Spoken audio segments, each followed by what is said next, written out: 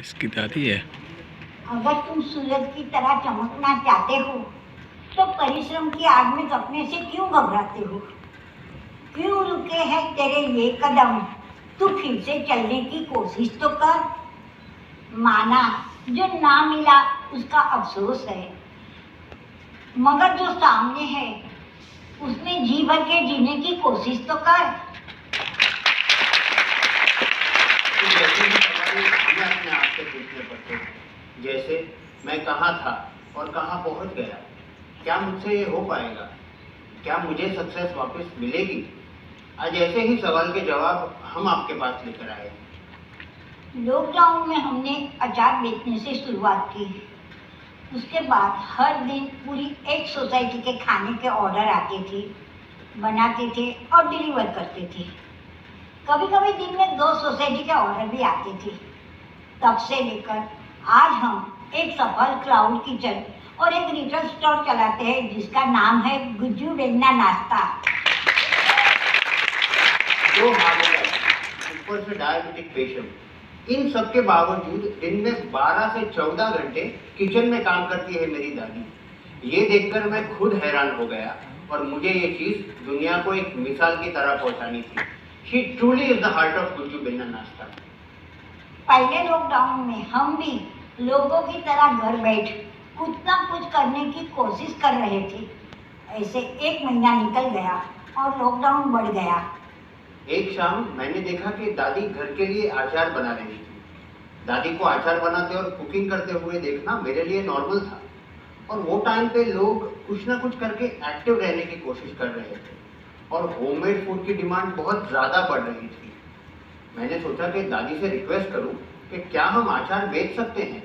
आप बस खाली अचार बना के दो, बाकी सब कुछ मैं संभाल लूँगा। मैंने कहा क्यों नहीं, आप बिंदास ऑर्डर लो, मैं बैठी हूँ ना। मैंने इंस्टेंटली एक टेक्स्ट मैसेज ड्राफ्ट किया और उसे व्हाट्सएप और सोशल मीडिया ग्रुप्स में डाल दिया। देखते ही देखते वो मैसेज इतना वायरल हो गया कि हमें ऑर्डर्स पे ऑर्डर आने लगे। हर्ष ने कहा, दादी 2 दिन में ऑलरेडी हमें 50 किलो अचार के ऑर्डर तो आ गए हैं, कैसे बनाएंगे? मैंने कहा तू चिंता मत कर, ऑर्डर लेना शुरू रख। करीबन 20 से 25 और सुबह जाके 7 बजे जाके सामग्री लाके दे अचार की, बाकी मैं सब संभाल लूंगी। ऐसे करते करते करीबन 20 से 25 दिनों में हमने मिलकर 450 किलो अचार बनाए और डिलीवर किए। उस दिन जब मैंने सोचा कि दादी के इतने अच्छे नाश्ते के रेसिपी को एक प्रोडक्ट बनाकर लोगों तक कैसे पहुंचा सकूं, वहां से शुरुआत हुई गुज्जू बेन्ना नाश्ता की। मुझे बचपन से ही खाना बनाने का शौक था। मैं और लोगों के घर में जाके भी खाना बनाती थी। वो लोग मेरा खाना खा के खुश होते थे ना, तो मुझे बहुत खुशी मिलती थी। ओपी दादी ओपी। मुझे लंदन से पहली बार खाना बनाने के लिए आमंत्रित किया गया। मैं वहाँ 2 साल तक रही। लोगों को मेरा खाना इतना पसंद आया कि मैं दुबई, पोर्चुगल और कई बार वापस लंदन जाती थी। 10 साल तक मैंने इंडिया और कई देशों के चक्कर लगाए। तब से लेकर आज 40 से 50 साल हो गया मुझे खाना बनाते हुए, और यह सिलसिला अब तक चल रहा है। जैसे सचिन तेंदुलकर के लिए क्रिकेट खेलना है, वैसे ही मेरे दादी के लिए खाना बनाना है। मैंने दोबारा एक टेक्स्ट मैसेज ड्राफ्ट किया, इस बार दादी के उन स्पेशल नाश्तों के साथ, जैसे चकली, वेफर्स वगैरह वगैरह। मेरे पास अचार के कस्टमर का डेटाबेस ऑलरेडी रेडी था और मुझे उनके नाश्ते के डेली रिक्वायरमेंट के कॉल भी आते थे। आपको पता होगा कि लॉकडाउन में सबकी तरह हम भी कुछ ना कुछ करने की कोशिश कर रहे थे, और हर एक रेसिडेंशियल सोसाइटी के डेली रिक्वायरमेंट के व्हाट्सएप ग्रुप हुआ करते थे। फॉर एग्जांपल, अगर कोई ग्रोसरी बेचता है तो उसे पूरी सोसाइटी के ऑर्डर एक साथ लेकर वीक में एक बार डिलीवर करना होता है। ऐसे ही हमने करीबन मुंबई के 10 बड़ी सोसाइटीज के साथ टाई अप कर लिया और एक दिन में एक सोसाइटी के ऑर्डर हम लेते थे और डिलीवर करते थे। ये सिलसिला कुछ 3 महीनों तक चला और लॉकडाउन खुलना शुरू हो गया। उस वक्त हमारे नाश्ते की डिमांड बहुत ज़्यादा बढ़ रही थी और हमें जगह की भी कमी पड़ रही थी। We also required better infrastructure. मैंने मेरे एक चाइल्डहुड फ्रेंड से रिक्वेस्ट किया और उसने बिना कुछ बोले उसके स्पेयर रूम की चाबी हमें दी। अब हमारे बिजनेस का अगला चैलेंज था कि दादी ऐसा खाना कौन बनाएगा, क्योंकि प्रोडक्शन ज़्यादा करना था। और आपको तो पता है कि खाना बनाना ऐसी चीज़ है कि आप उसे कितना भी कर लो, it is very difficult to master a recipe. आपको उसे बार बार बना कर ही सीखना होगा। मैंने हर्ष से कहा, और लोगों को अपनी साथ जोड़। मैं आज हूँ, कल नहीं, मगर खाना कैसा बनाना है वो तो उन्हें सिखा सकती हूँ ना। कोई भी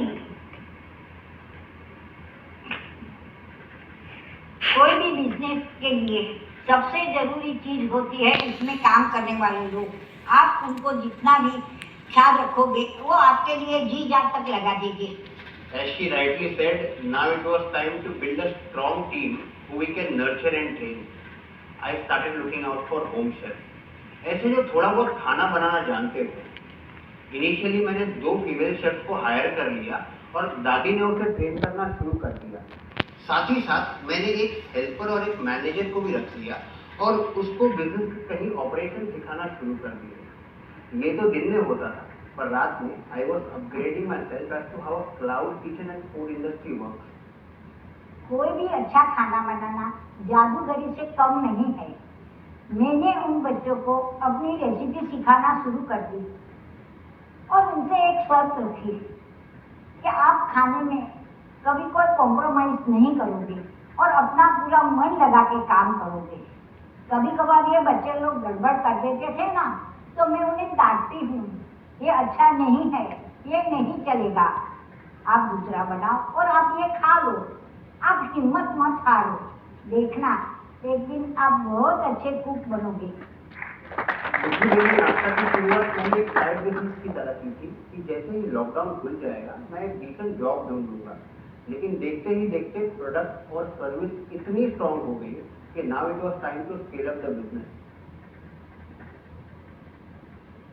लॉकडाउन में हर्ष ने अपना पुराना बिजनेस बंद करना पड़ा और उसने एक प्लान की कि चलो हम मिलकर बुजू बहन के नाश्ते को शॉप को बढ़ाते हैं।